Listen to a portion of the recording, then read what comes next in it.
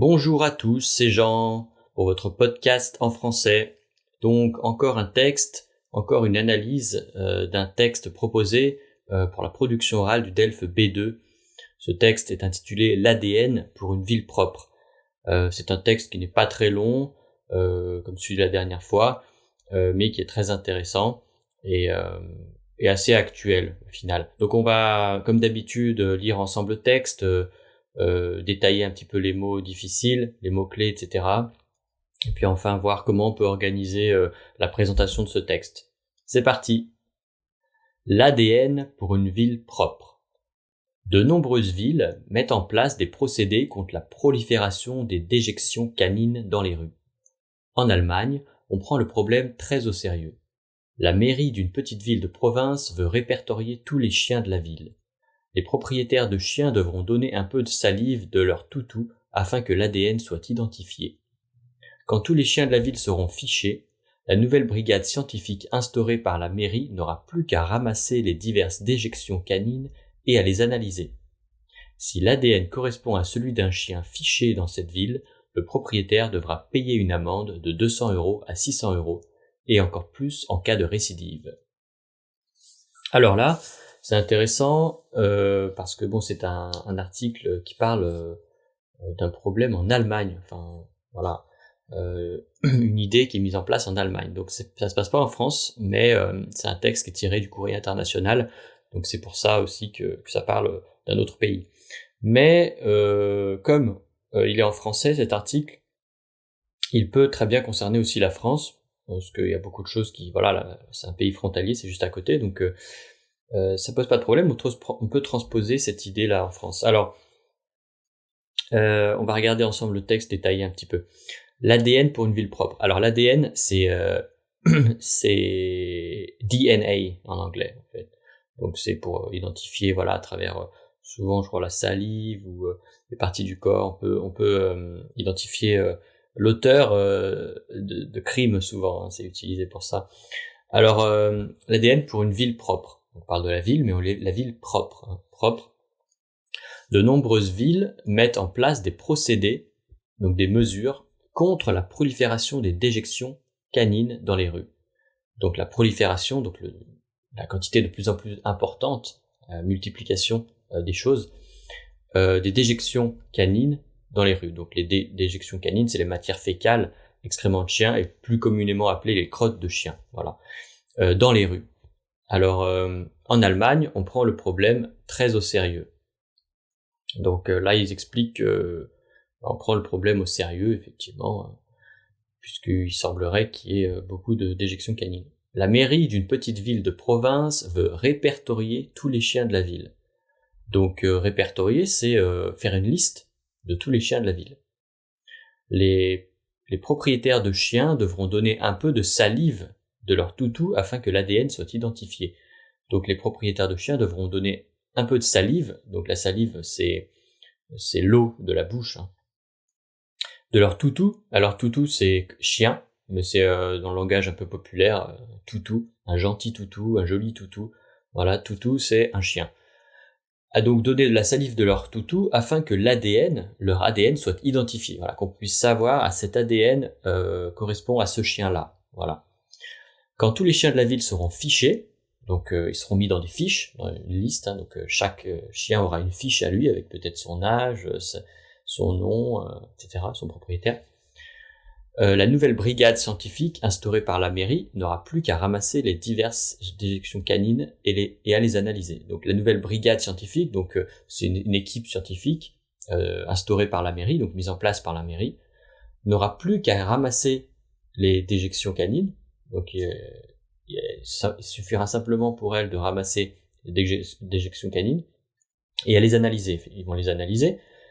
Si l'ADN correspond à celui d'un chien fiché dans cette ville, donc répertorié dans cette ville, le propriétaire devra payer une amende de 200 € à 600 € et encore plus en cas de récidive. Donc si l'ADN est confondu, si l'ADN correspond à une fiche qui est répertoriée, le propriétaire sera retrouvé et on lui enverra une amende qui paye. Une amende assez chère d'ailleurs, hein, 200-600 €. Et encore plus une amende encore plus importante en cas de récidive. Récidive, c'est quand on va recommencer à faire un méfait, en fait, une nouvelle infraction. Voilà. Alors, voilà, donc ensuite, pour les mots-clés, on a un côté sécuritaire, scientifique, voilà, donc avec ADN, procédé, répertorié, salive, ADN, identifié, fiché, scientifique, analysé, ADN encore, et fiché à nouveau.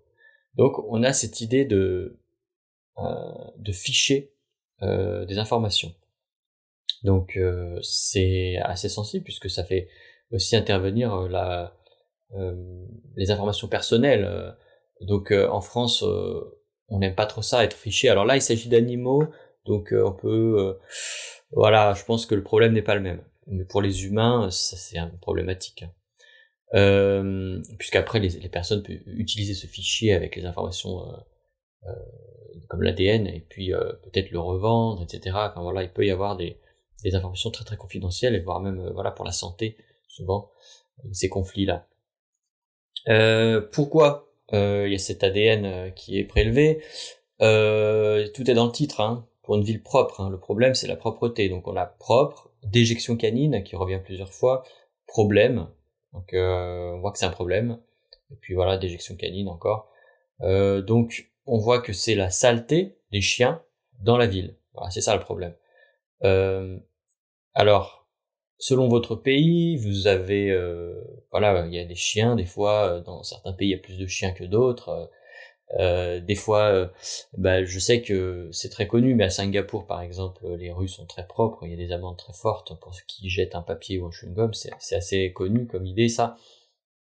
Alors qu'en France aussi, c'est connu pour avoir beaucoup d'éjections canines dans les rues. Alors je sais pas pourquoi, c'est une particularité, voilà.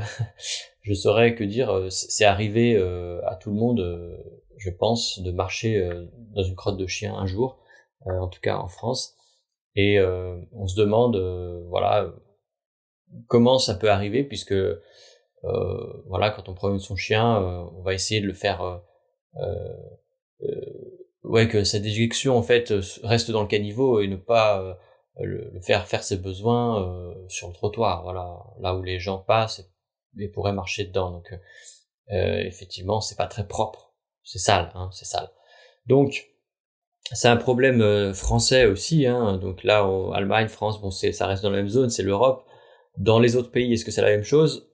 Je ne sais pas. Je pense qu'il y a beaucoup de cas différents.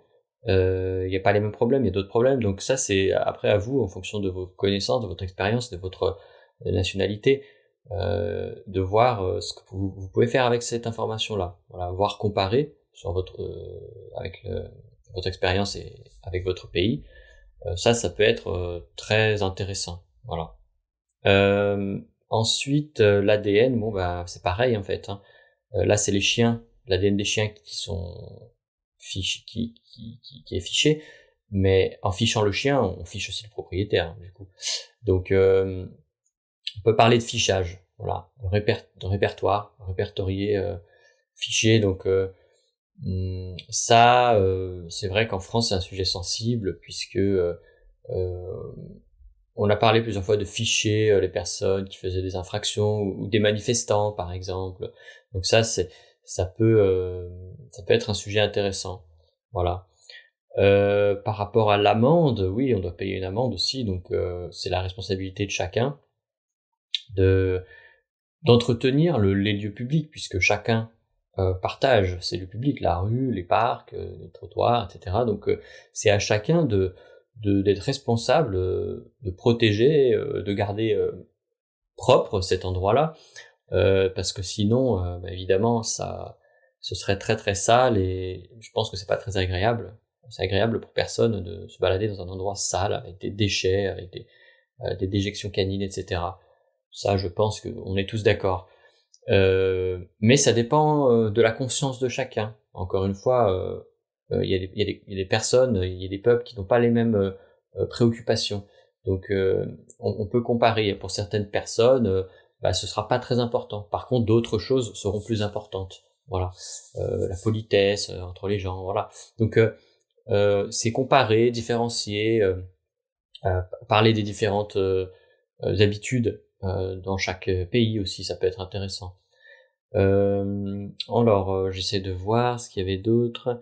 La salive, l'éjection canine, analyser, procédé, problème d'éjection. Ok.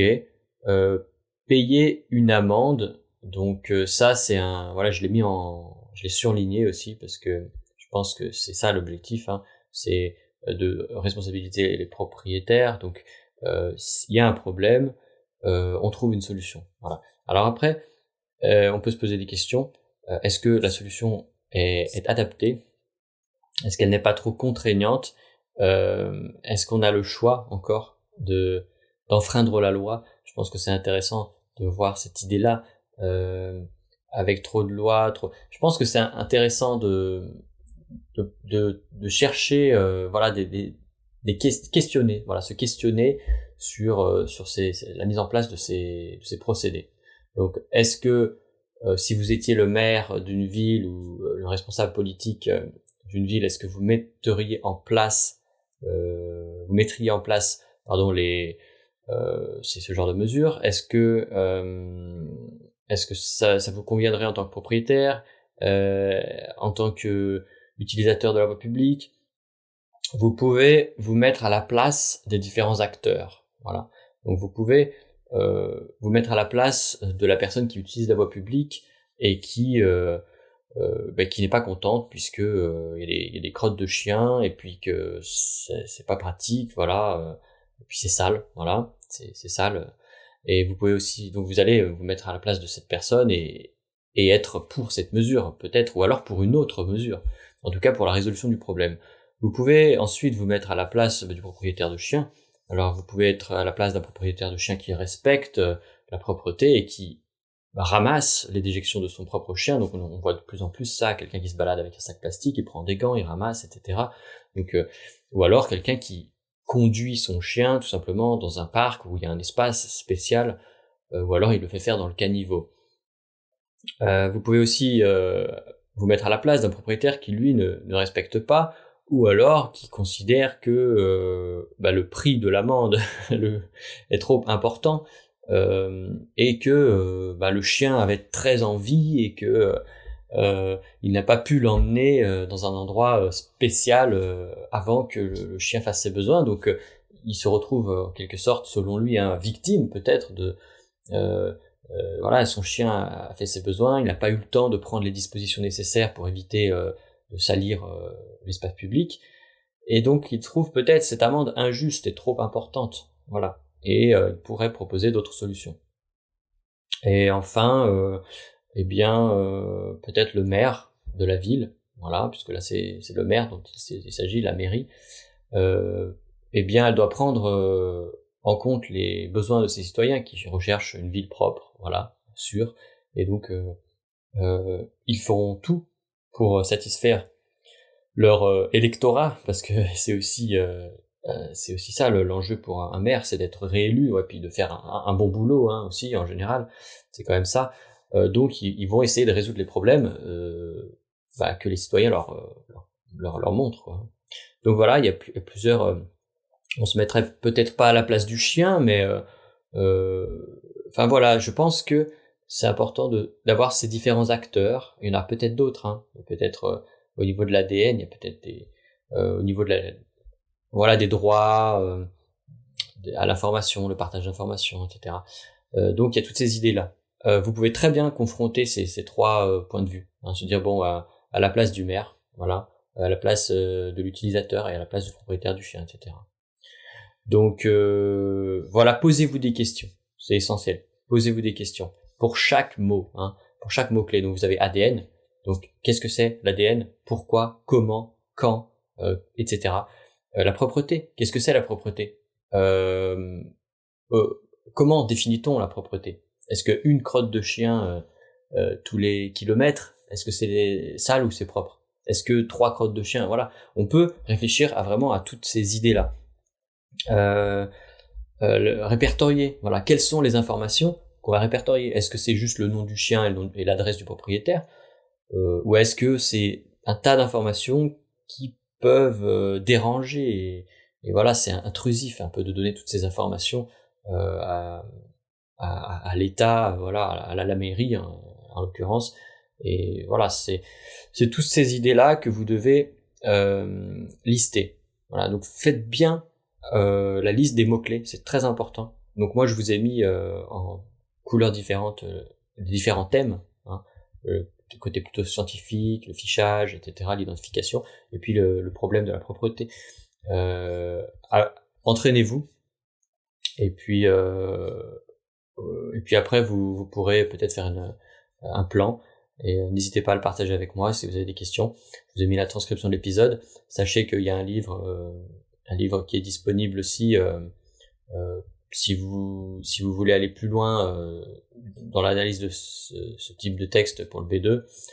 Il y a un livre qui s'appelle donc 500 mots des médias, qui regroupe un peu tous ces textes et qui détaille les mots-clés, etc. Et puis il y a un autre livre qui s'appelle 200 expressions de l'actualité, hein, tous les deux disponibles sur le site.